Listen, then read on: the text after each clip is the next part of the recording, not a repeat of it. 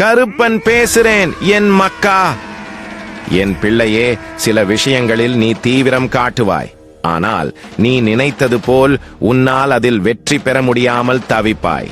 ஆனால் சில நேரம் நீ ஒன்றும் செய்யாமல் மனதை அமைதிப்படுத்தி நீ காத்திருந்துள்ளாய். அப்போது நீ நினைத்ததை விட சிறப்பாக அது நடந்து முடிவதை பார்த்துள்ளாய். எனவே உனது தீவிரத்தை கைவிடு. கொஞ்சம் பொறுமையாக காத்திரு. உனக்கானது உன்னை வந்து சேரும்.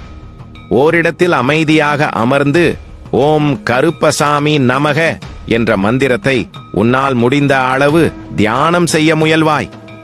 மனதில் அமைதி நிரம்ப நிரம்ப நடப்பது சரியாக நடக்கும்.